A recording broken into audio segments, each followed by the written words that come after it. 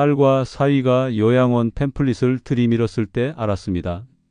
내 전세금이 탐나는구나. 20년 버스 운전대를 잡았던 손으로 이번에는 내 인생의 핸들을 지켜야겠다고 다짐했어요. 저는 정해철입니다. 제 이야기를 시작하기 전 구독과 좋아요는 진솔한 이야기를 전하는데 큰 힘이 됩니다.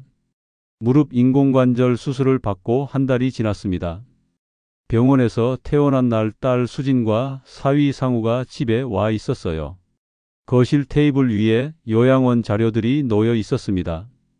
화려한 표지의 팸플릿들이 부채꼴로 펼쳐져 있었어요.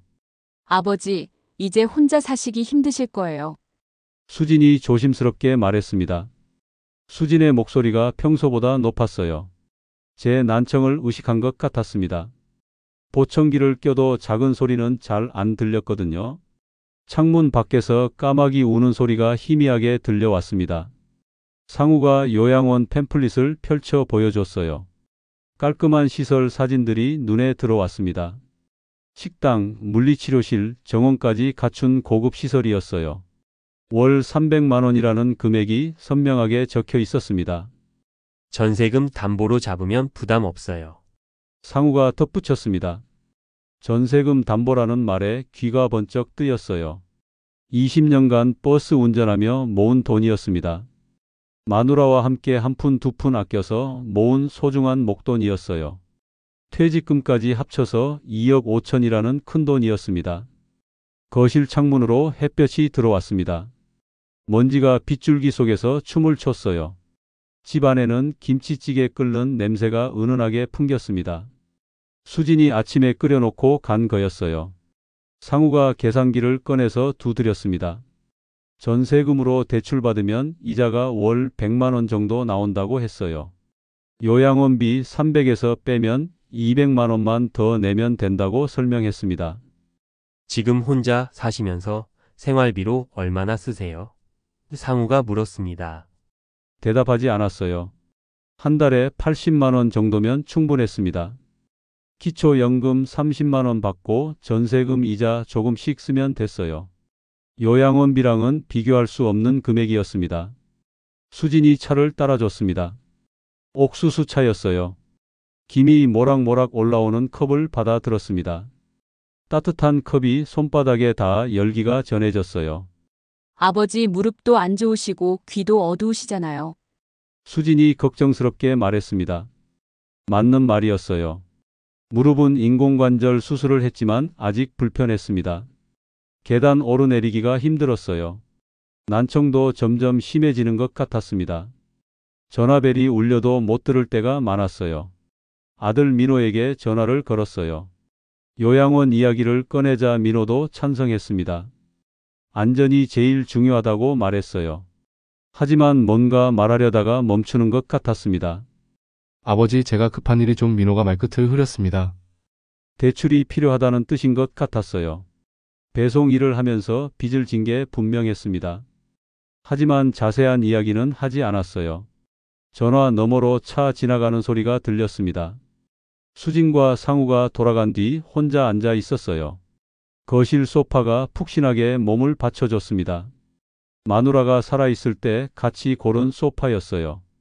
2년 전 세상을 떠났지만 아직도 그 감촉이 생생했습니다. 저녁에 혼자 앉아서 생각했습니다. 순대가 다리에 몸을 비비며 가르랑거렸어요. 2년 전 길에서 구조한 고양이였습니다. 비 오는 날 골목에서 떨고 있던 새끼 고양이를 데려왔었어요. 순대야, 우리 어떡하면 좋겠니? 고양이를 쓰다듬으며 말했습니다. 순대가 눈을 가늘게 뜨고 그르렁거렸어요. 부드러운 털이 손끝에 감겼습니다. 따뜻한 체온이 느껴졌어요. 순대라도 있어서 외롭지 않았습니다. 현관문 옆에 광고지가 꽂혀 있었어요. 시각경보 벨 광고였습니다. 난청이 있는 노인을 위한 제품이라고 적혀 있었어요. 초인종이나 화재 경보기 소리를 불빛으로 알려준다고 했습니다. 광고지를 자세히 봤습니다. 소리 대신 불빛으로 알려주는 시스템이었어요. 초인종이 울리면 현관 쪽 램프가 깜빡인다고 했습니다. 화재 경보가 울리면 빨간불이 번쩍거린다고 설명되어 있었어요. 내 운전대는 내가 잡는다. 혼잣말을 했습니다. 버스 운전할 때 늘 지켰던 원칙이었어요. 승객의 안전은 기사가 책임진다는 뜻이었습니다. 운전대를 놓는 순간 사고가 난다는 걸 알고 있었어요. 내 인생도 마찬가지였습니다. 수진에게 전화를 걸어 시간을 좀 달라고 말했습니다. 요양원에 대해 더 알아보고 싶다고 했어요. 수진이 아쉬운 표정으로 대답하는 게 목소리에서 느껴졌습니다. 며칠만 기다려달라고 부탁했어요. 밤이 되자 집이 조용해졌습니다. 냉장고 돌아가는 웅웅 소리만 들렸어요. 시계 초침 소리도 똑딱똑딱 규칙적으로 울렸습니다. 순대가 발을 핥는 소리가 작게 났어요. 그날 밤 잠이 오지 않았어요. 천장을 보며 마누라 생각을 했습니다. 2년 전 세상을 떠난 아내였어요. 암투병 끝에 갔습니다. 마지막까지 제 손을 꼭 잡고 있었어요. 여보, 나 어떡하면 좋겠어? 빈방에 대고 중얼거렸습니다. 마누라가 살아있었다면 뭐라고 했을까요? 아마 혼자 살지 말고 요양원에 가라고 했을 겁니다. 안전이 제일 중요하다고 말했을 거예요.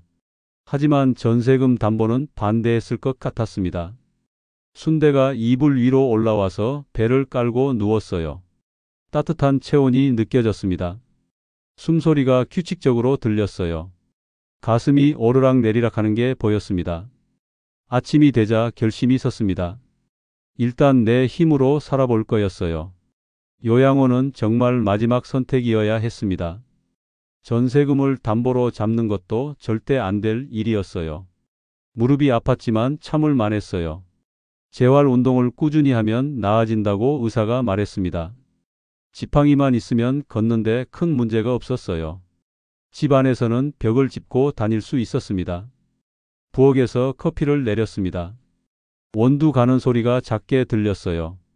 갓 간 원두에서 고소한 냄새가 확 퍼졌습니다. 뜨거운 물이 필터를 통과하며 커피가 뚝뚝 떨어졌어요. 수진에게 문자를 보냈어요. 조금만 기다려달라고 적었습니다. 다른 방법을 찾아보고 싶다고 덧붙였어요. 잠시 후 수진에게서 답장이 왔습니다. 알겠다고 짧게 적혀 있었어요. 오전에 버스 차고지로 갔습니다. 오랜만에 찾는 곳이었어요. 철문을 밀고 들어가니 기름 냄새가 코를 찔렀습니다. 엔진 소리와 에어컨 풀에서 돌아가는 소리가 뒤섞여 들렸어요. 옛 동료 김 기사가 반갑게 맞아줬어요.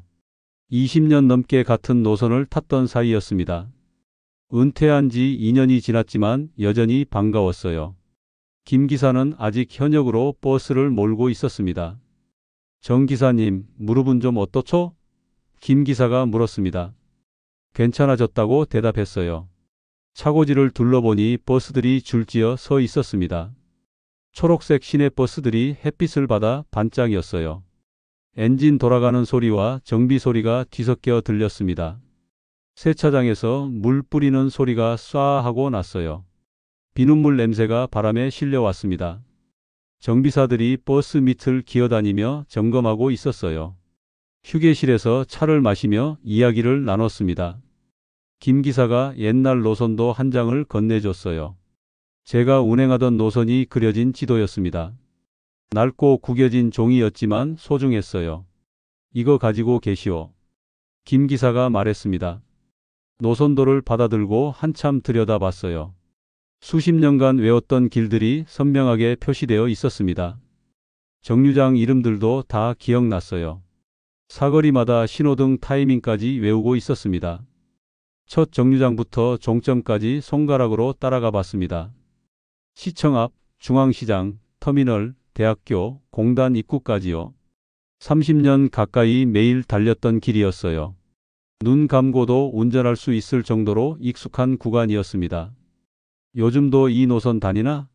제가 물었습니다. 김 기사가 고개를 끄덕이며 그렇다고 했어요. 노선은 그대로인데 정류장 이름 몇 개가 바뀌었다고 했습니다. 승객도 많이 줄었다고 덧붙였어요. 차 한 잔 더 마시고 차고지를 나왔습니다. 버스 소리가 점점 멀어졌어요. 걸어서 집으로 가는 길에 옛날 생각이 많이 났습니다. 출근길에 만났던 단골 승객들이 떠올랐어요. 집으로 돌아오니 순대가 현관에서 기다리고 있었습니다. 야옹하고 울며 다가왔어요. 사료 그릇이 비어 있었습니다. 물그릇도 거의 말라 있었어요. 미안하다, 순대야. 사료를 채워주며 말했습니다. 순대가 사료를 먹는 소리가 작게 들렸어요. 턱을 움직이며 아삭아삭 씹는 소리였습니다. 물을 마시는 소리도 났어요. 혀로 할아 먹는 소리가 찰싹찰싹 들렸습니다. 나도 돌볼 존재가 있다는 게 중요했어요. 순대가 있어서 매일 일어날 이유가 생겼습니다. 밥도 주고 화장실도 치워야 했거든요. 요양원에 가면 순대를 데려갈 수 없을 거였습니다. 오후에 노선도를 거실 벽에 붙였어요. 셀로판 테이프로 내 모서리를 고정했습니다. 지도를 보니 마음이 편안해졌어요. 내가 달렸던 길들이 눈앞에 펼쳐져 있었습니다. 저녁에 상우가 전화를 걸어왔어요. 다시 한번 요양원 이야기를 꺼냈습니다. 전세금 담보 설정만 하면 모든 게 해결된다고 강조했어요. 목소리에 조급함이 묻어났습니다. 아버님, 이자도 아끼고 요양원도 갈 수 있어요. 상우가 말했습니다. 상우의 목소리에서 절박함이 느껴졌어요. 프랜차이즈 사업이 어려운 것 같았습니다. 전세금이 필요한 게 분명했어요. 담보로 잡으면 은행에서 대출을 더 받을 수 있을 테니까요. 좀 더 생각해보마. 짧게 대답하고 전화를 끊었습니다. 통화를 끊고 나서 한숨을 쉬었어요. 딸과 사위가 내 돈을 노리고 있다는 생각에 마음이 무거웠습니다. 효심에서 나온 걱정인지 아니면 다른 의도가 있는 건지 알 수 없었어요. 밤에 민호에게서 연락이 왔습니다. 만나서 이야기하고 싶다고 했어요. 목소리가 평소와 달리 침울했습니다. 내일 만나자고 약속했어요. 잠자리에 들기 전에 노선도를 다시 봤습니다. 손가락으로 정류장들을 짚어가며 이름을 중얼거렸어요. 시청 앞, 중앙시장, 터미널, 대학교요. 마치 주문을 외우듯 반복했습니다. 다음 날 오전 민호를 만났어요. 동네 커피숍에서 만나기로 했습니다. 민호가 먼저 와서 기다리고 있었어요. 얼굴이 많이 수척해 보였습니다. 아버지, 민호가 일어서며 인사했습니다. 커피를 주문하고 마주 앉았어요. 민호의 손이 미세하게 떨리고 있었습니다. 뭔가 큰 걱정이 있는 것 같았어요. 커피 향이 코끝을 간지렸습니다. 아버지, 제가 좀 실수를 했어요. 민호가 조심스럽게 말했습니다. 민호가 빚을 졌다고 털어놨어요. 카드론을 받아서 갚지 못하고 있다고 했습니다. 이자가 계속 붙어서 감당이 안 된다고 했어요. 목소리가 떨렸습니다. 얼마나 졌는디? 제가 물었습니다. 2천만 원이라고 했어요. 배송 일을 하다가 사고가 나서 차를 고쳐야 했다고 설명했습니다. 보험 처리가 안 돼서 카드론을 받았다고 했어요. 아버지 명의로 대출 좀. 민호가 말끝을 흐렸습니다. 고개를 저었습니다. 내 명의로 대출을 받을 수는 없었어요. 전세금마저 날리면 정말 아무것도 남지 않게 됩니다. 민호의 표정이 어두워졌어요. 미안하다, 아들아. 제가 말했습니다. 민호가 고개를 숙였어요. 어깨가 축 처졌습니다. 하지만 어쩔 수 없었어요. 내 노후 자금까지 빌려줄 수는 없는 일이었습니다. 커피숍을 나오는데 민호가 뒤에서 따라왔어요. 다시 한번 부탁한다며 손을 잡았습니다. 하지만 단호하게 거절했어요. 대신 천천히 갚아 나가라고 조언했습니다. 집으로 돌아오는 길에 마음이 무거웠어요. 아들을 도와주지 못한다는 게 미안했습니다. 하지만 내 노후를 포기할 수는 없었어요. 그날 저녁 수진에게서 전화가 왔습니다. 일주일만이라도 집에 와서 지내자고 제안했어요. 무릎 회복할 때까지만이라도 함께 살자고 했습니다. 아버지 혼자 계시면 위험해요. 수진이 말했습니다. 거절하기 어려워서 일주일만 지내보기로 했어요. 순대를 이웃집에 맡기고 짐을 챙겼습니다. 옷가지 몇 벌과 세면도구를 가방에 넣었어요. 수진네 아파트는 20평대였습니다. 거실이 넓었지만 방은 2개뿐이었어요. 제가 쓸 방은 작은 서재였습니다. 책상과 책장이 있는 좁은 공간이었어요. 첫 사흘은 괜찮았어요. 수진이 아침마다 식사를 챙겨줬습니다. 상우도 친절하게 대해줬어요. 거실에서 함께 텔레비전을 보며 시간을 보냈습니다. 하지만 나흘째부터 분위기가 달라졌어요. 좁은 공간에서 세대가 다른 사람들이 부딪히기 시작했습니다. 화장실 사용 시간도 겹쳤어요. 아침마다 순서를 기다려야 했습니다. 저녁에 텔레비전을 보는데 상우가 소리를 줄여달라고 했어요. 제 난청 때문에 볼륨을 크게 틀어놓았거든요. 상우는 업무를 봐야 한다고 했습니다. 거실 한쪽에서 노트북을 켜고 일하고 있었어요. 아버지, 좀만 낮춰주세요. 상우가 짜증 섞인 목소리로 말했습니다. 볼륨을 줄였지만 이제 소리가 잘 안 들렸어요. 자막을 켜고 봤지만 불편했습니다. 글자가 작아서 눈이 아팠어요. 결국 텔레비전을 끄고 방으로 들어갔습니다. 밤에 초인종이 울렸는데 못 들었습니다. 수진이 문을 두드려서 깨어났어요. 택배가 왔는데 받지 않았다며 언짢은 표정을 지었습니다. 배달기사가 한참 기다렸다고 했어요. 아버지 때문에 불편해요. 수진이 직설적으로 말했습니다. 미안하다고 사과했어요. 난청 때문에 초인종 소리를 못 들었다고 설명했습니다. 수진이 한숨을 쉬며 돌아갔어요. 일주일째 되던 날 아침 식사 자리가 무거웠어요. 수진과 상우가 피곤한 얼굴로 앉아 있었습니다. 제 눈치를 보는 게 느껴졌어요. 숟가락 부딪히는 소리만 덩그러니 들렸습니다. 화장실에서 나오는데 상우의 한숨 소리가 들렸습니다. 작은 소리였지만 제 귀에 들어왔어요. 부담스러운 존재가 된 게 분명했습니다. 내가 나가는 게 낫겠다. 수진에게 말했습니다. 수진이 만류했지만 진심은 아닌 것 같았어요. 오히려 안도하는 기색이 역력했습니다. 표정이 살짝 밝아지는 게 보였어요. 짐을 싸서 다시 집으로 돌아왔습니다. 순대가 반갑게 맞아줬습니다. 야옹하고 울며 다리를 비볐어요. 역시 내 집이 제일 편했습니다. 익숙한 소파, 익숙한 냄새, 익숙한 소리들이 마음을 편하게 해줬어요. 다음 날 간병 서비스 업체에 전화를 걸었습니다. 12시간 간병이 월 240만 원이라고 했어요. 생각보다 비쌌습니다. 24시간은 480만 원이라고 했어요.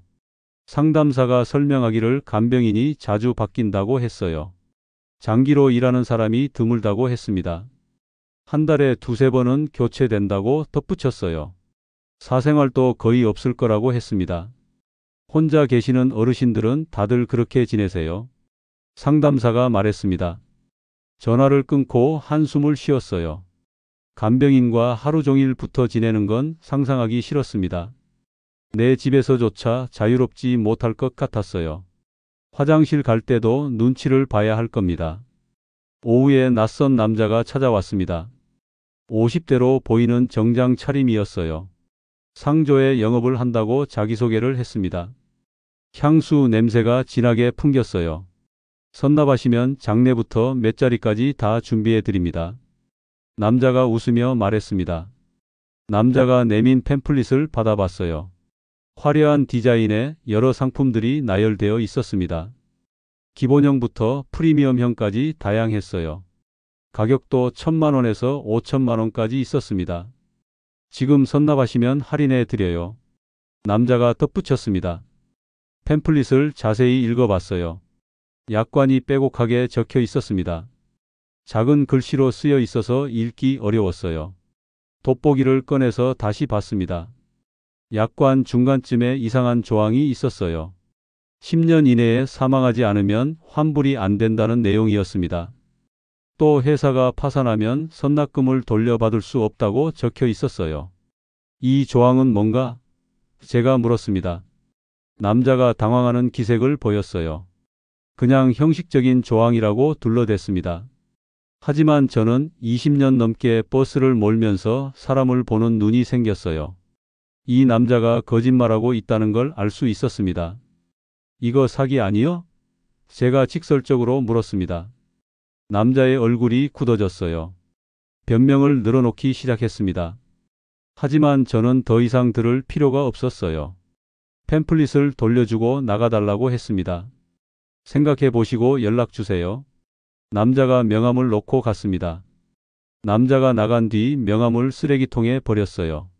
이런 식으로 노인들을 속이는 사람들이 많다는 걸 알고 있었습니다. 선납금을 받아서 도망가는 수법이었어요. 저녁에 수진에게 전화를 걸었습니다. 상조의 영업 이야기를 했어요. 수진이 조심하라며 걱정했습니다. 요즘 그런 사기가 많다고 덧붙였어요. 아버지, 그냥 요양원 가시는 게 나아요. 수진이 다시 권했습니다. 하지만 저는 아직 포기하고 싶지 않았어요. 다른 방법이 있을 거라고 믿었습니다. 요양원도 싫고 간병인도 싫고 상조에도 싫었어요. 밤에 인터넷으로 검색을 해봤습니다. 노인 혼자 사는 방법에 대해 알아봤어요. 여러 정보들이 나왔습니다. 실버타운, 노인 공동생활가정, 도시형 생활주택 같은 것들이었어요. 그 중에서 도시형 실버 쉐어하우스라는 게 눈에 띄었습니다.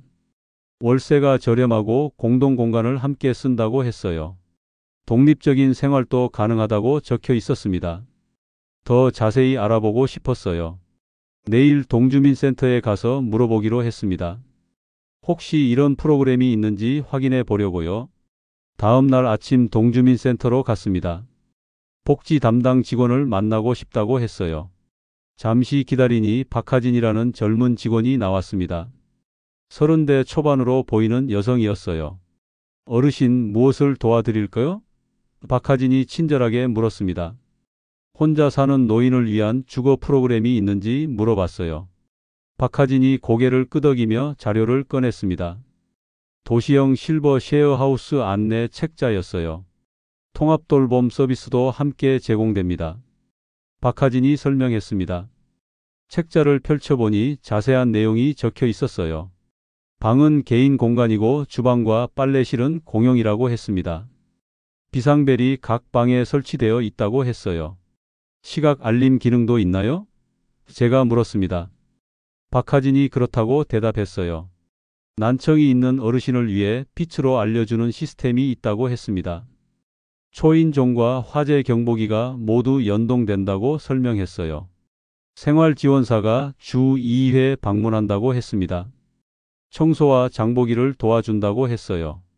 방문 재활 서비스도 주 1회 제공된다고 덧붙였습니다. 비용은 얼마나 되나요?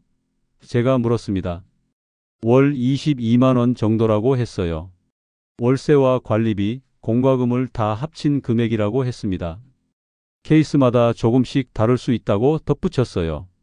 기초연금 30만 원으로 충분히 감당할 수 있는 금액이었어요. 남은 돈으로 식비와 용돈을 쓸 수 있었습니다. 전세금을 건드리지 않아도 됐어요.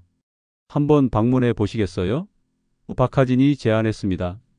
당장 가보고 싶다고 했어요. 박하진이 전화를 걸어서 약속을 잡아줬습니다. 오후 2시에 방문하기로 했어요. 점심을 먹고 쉐어하우스로 갔습니다. 조용한 주택가에 위치한 3층 건물이었어요. 깔끔하고 단정한 외관이었습니다. 엘리베이터도 있었어요. 현관에 들어서니 복도가 넓었습니다. 미끄럼 방지 타일이 깔려 있었어요. 곳곳에 손잡이도 설치되어 있었습니다. 소독약 냄새가 은은하게 풍겼어요. 관리인이 안내를 해줬습니다. 2층에 빈 방이 하나 있다고 했어요. 문을 열어보니 작지만 깔끔한 방이었습니다. 침대와 옷장, 작은 책상이 있었어요. 창문으로 햇빛이 잘 들어왔습니다. 밖에는 작은 정원이 보였어요. 나무 몇 그루와 벤치가 있었습니다. 새소리가 지저귀는 게 들렸어요. 비상벨은 여기 있습니다. 관리인이 침대 옆 버튼을 가리켰습니다. 버튼을 누르면 불빛과 함께 관리실로 신호가 간다고 했어요. 밤에도 깜빡이는 불빛으로 알 수 있다고 설명했습니다. 제 난청 문제를 해결할 수 있는 장치였어요.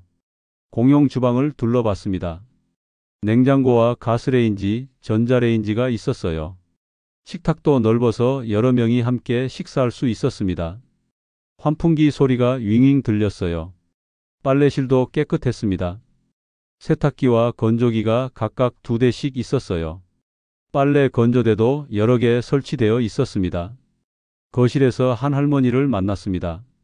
74세인 권말순이라고 자기소개를 했어요.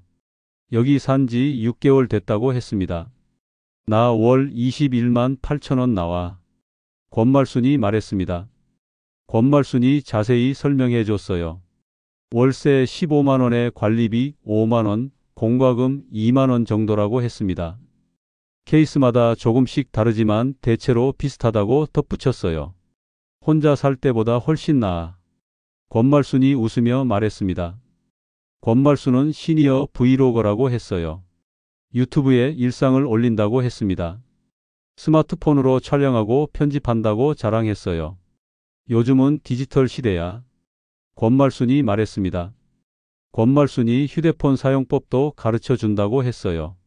행정 서류 쓰는 것도 도와준다고 했습니다. 대신 저는 생활 노하우를 알려주면 된다고 했어요. 집으로 돌아와서 신청서를 작성했습니다. 박하진이 준 서류를 꼼꼼히 채워 넣었어요. 소득증명과 건강진단서도 준비해야 했습니다. 그날 저녁 상우에게서 전화가 왔습니다. 또 전세금 담보 이야기를 꺼냈어요. 프랜차이즈 확장을 위해 대출이 필요하다고 솔직하게 말했습니다. 전세금을 선순위로만 묶어주세요. 상우가 간곡하게 부탁했습니다. 단호하게 거절했어요. 내 노후 자금을 위험에 빠뜨릴 수는 없었습니다. 상우의 목소리가 차갑게 식었어요. 일주일 후 민호에게서 급한 전화가 왔습니다. 목소리가 떨리고 있었어요. 당장 만나야 한다고 했습니다. 커피숍에서 만났는데 민호의 얼굴이 창백했어요. 손도 계속 떨리고 있었습니다. 뭔가 큰일이 난 게 분명했어요. 아버지, 저 사기 당했어요. 민호가 울먹이며 말했습니다. 보이스피싱에 당했다고 했어요. 검찰청 직원이라며 전화가 왔다고 했습니다. 계좌가 범죄에 연루되었으니 돈을 옮겨야 한다고 했대요. 2천만 원을 다 보냈어요. 민호가 고백했습니다. 카드론으로 받은 돈을 그대로 송금했다고 했어요. 이제 원금과 이자를 갚을 길이 없다고 했습니다. 빚만 더 늘어난 셈이었어요. 그래서 아버지 명의로 대출을 민호가 다시 부탁했습니다. 화가 치밀어 올랐습니다. 아들이 안쓰럽기도 했지만 어이가 없었어요. 한 번도 아니고 두 번씩이나 같은 부탁을 하다니요. 내 운전대는 내가 잡는다. 제가 단호하게 말했습니다. 버스 운전할 때 지켰던 원칙을 다시 떠올렸어요. 운전대를 다른 사람에게 넘기는 순간 사고가 난다는 걸 알고 있었습니다. 내 인생의 운전대도 마찬가지였어요. 아버지 명의는 절대 못 빌려준다. 제가 잘라 말했습니다. 민호가 실망한 표정으로 고개를 숙였어요. 하지만 어쩔 수 없었습니다. 내 노후까지 포기할 수는 없는 일이었어요. 집으로 돌아와서 즉시 은행에 전화를 걸었습니다. 계좌와 인감을 모두 잠갔어요. 아무도 내 명의로 대출받지 못하도록 조치했습니다. 통장과 도장을 금고에 넣었어요. 비밀번호를 바꿔서 저만 알도록 했습니다. 전세금을 지키는 게 최우선이었어요. 며칠 후 박하진에게서 연락이 왔습니다. 셰어하우스 입주 승인이 났다고 했어요. 다음 주부터 입주 가능하다고 했습니다. 축하드려요, 어르신. 박하진이 기쁜 목소리로 말했습니다. 가슴이 두근거렸어요. 새로운 시작이었습니다. 요양원도 아니고 간병인도 아닌 제3의 선택이었어요. 이사 준비를 시작했습니다. 필요한 물건들만 챙기기로 했어요. 침구와 옷까지 세면도구 정도면 충분했습니다. 순대 용품도 챙겼어요. 거실 벽에 붙여둔 노선도를 떼어냈습니다. 접어서 가방에 넣었어요. 새 집 벽에도 붙여둘 생각이었습니다. 후반부에 쓰일 거라는 예감이 들었어요. 수진에게 이사한다고 말했습니다. 셰어하우스로 간다고 설명했어요. 수진이 놀라며 반대했습니다. 아버지, 요양원이 더 안전해요. 수진이 말했습니다. 하지만 제 결정은 확고했어요. 월 22만 원으로 자립할 수 있다고 설명했습니다. 전세금도 지킬 수 있다고 덧붙였어요. 상우도 전화를 걸어왔습니다. 전세금 담보를 마지막으로 한 번 더 부탁했어요. 하지만 단호하게 거절했습니다. 내 운전대는 내가 잡습니다. 제가 말했습니다. 이사 당일이 되었어요. 짐이 많지 않아서 택시 한 번에 다 실었습니다. 순대를 캐리어에 넣고 출발했어요. 새 방에 도착해서 짐을 풀었습니다. 침대를 정리하고 옷을 옷장에 걸었어요. 순대를 캐리어에서 꺼내자 방안을 이리저리 탐색했습니다. 여기가 우리 새 집이다. 순대에게 말했습니다. 노선도를 벽에 다시 붙였어요. 셀로판 테이프로 내 모서리를 고정했습니다. 익숙한 정류장 이름들을 보니 마음이 편안해졌어요. 관리인이 와서 시스템 사용법을 알려줬습니다. 비상벨 버튼을 눌러보라고 했어요. 버튼을 누르자 천장의 램프가 빨갛게 깜빡였습니다. 잘 작동하네요. 제가 말했습니다. 초인 정도 테스트해 봤어요. 문 밖에서 벨을 누르자 방 안의 램프가 파란색으로 깜빡였습니다. 난청이 있어도 놓칠 일이 없었어요. 저녁에 권말순이 방문했습니다. 저녁 식사 같이 하자고 했어요. 공용 주방으로 가니 다른 입주자 2명도 와 있었습니다. 새로 오신 정해철 어르신이에요. 권말순이 소개했습니다. 함께 저녁을 먹으며 이야기를 나눴어요. 모두 비슷한 처지였습니다. 혼자 살기는 힘들지만 요양원은 가기 싫은 사람들이었어요. 밤 10시쯤 복도에서 소란이 일었습니다. 누군가 큰 소리로 이름을 부르고 있었어요. 방문을 열고 나가보니 관리인과 권말순이 서 있었습니다. 김 어르신이 안 보여요. 관리인이 말했습니다. 3층에 사는 김 어르신이 실종되었다고 했어요. 치매 초기라서 가끔 길을 잃는다고 했습니다. 밤에 나갔다가 돌아오지 않는다고 했어요. 다들 나가서 찾아봅시다. 제가 말했습니다. 입주자들이 모두 나왔습니다. 6명이 3355 짝을 지어 동네를 수색하기로 했어요. 권말순은 휴대폰으로 다른 입주자들에게 연락했습니다. 저는 벽에 붙여둔 노선도를 떠올렸어요. 이 동네도 제가 운행하던 노선 안에 있었습니다. 근처 정류장과 골목길들이 머릿속에 그려졌어요. 정류장 쪽을 먼저 봅시다. 제가 제안했습니다. 버스 정류장에 가니 김 어르신이 벤치에 앉아 있었어요. 멍하니 하늘을 보고 있었습니다. 추운 날씨에 얇은 옷만 입고 있었어요. 김 어르신 집에 가야죠. 제가 다가가며 말했습니다. 김 어르신이 저를 보고 웃었어요. 어디로 가야 하는지 모르겠다고 했습니다. 손을 잡고 천천히 걸어서 쉐어하우스로 돌아왔어요. 관리인이 비상벨을 통해 생활지원사에게 연락했습니다. 곧 지원사와 경찰이 도착했어요. 김 어르신의 상태를 확인하고 안전하게 방으로 모셨습니다. 다음 날 아침 주민회의가 열렸습니다. 김 어르신 실종 사건에 대해 이야기를 나눴어요. 앞으로 어떻게 대처할지 논의했습니다. 요양원만이 답은 아니에요. 권말순이 말했습니다. 함께 돌보면서 살 수 있다는 걸 증명한 사건이었어요. 공동체가 있으면 혼자가 아니라는 걸 느꼈습니다. 서로 돕고 사는 게 가능했어요. 저녁에 권말순이 제 방에 왔습니다. 오늘 일을 유튜브에 올리고 싶다고 했어요. 제 인터뷰를 담고 싶다고 했습니다. 버스 기사 출신이 노선 지식으로 어르신을 구했다는 이야기예요. 권말순이 설명했습니다. 카메라 앞에서 짧게 이야기했어요. 버스 노선을 외우고 있어서 동네 지리를 잘 안다고 말했습니다. 그 덕분에 김 어르신을 빨리 찾을 수 있었다고 덧붙였어요. 6개월이 지났습니다. 쉐어하우스 생활에 완전히 적응했어요. 매달 월세와 관리비, 공과금을 합쳐서 22만 원 정도 나왔습니다. 기초연금으로 충분히 감당할 수 있었어요. 아침마다 라디오를 들으며 하루를 시작했습니다. 커피를 내려서 마시고 가벼운 스트레칭을 했어요. 무릎도 많이 좋아졌습니다. 재활 운동 덕분이었어요. 점심은 공공식당에서 먹었어요. 구청에서 운영하는 경로식당이었습니다. 영양가 있는 식사를 저렴하게 먹을 수 있었어요. 다른 어르신들과 이야기도 나눴습니다. 주 1회는 버스길 산책 모임을 이끌었습니다. 제가 운행하던 노선을 따라 걸으며 옛 이야기를 들려줬어요. 입주자들이 재미있어 했습니다. 정 기사님 덕분에 동네 구석구석을 알게 됐어요. 권말순이 말했습니다.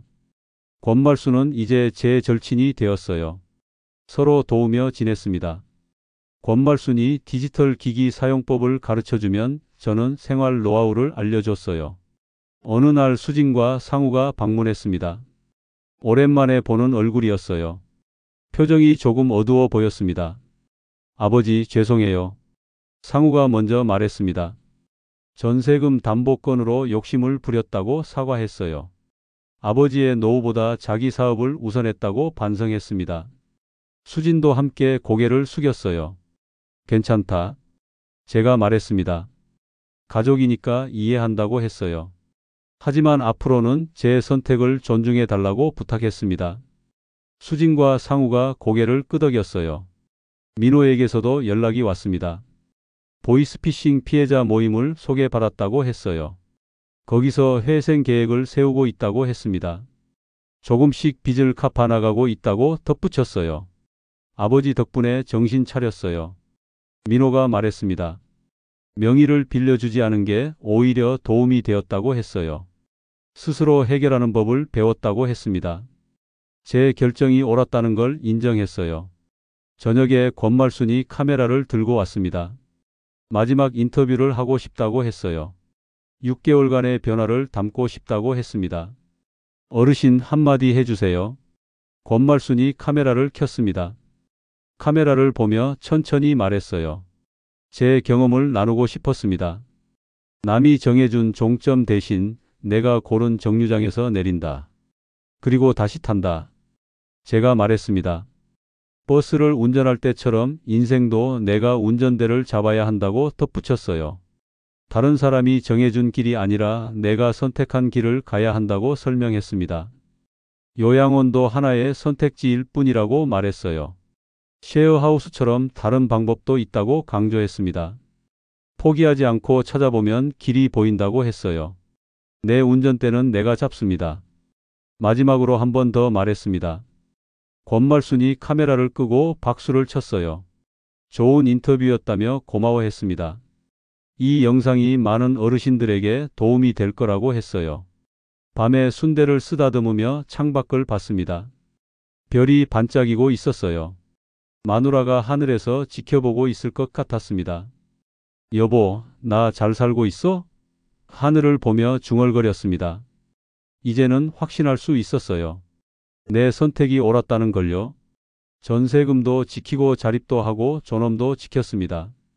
내 운전대를 끝까지 놓지 않았어요. 내일도 라디오를 들으며 하루를 시작할 겁니다. 공공식당에서 점심을 먹고 산책 모임을 이끌 거예요. 이런 평범한 일상이 계속되기를 바랐습니다.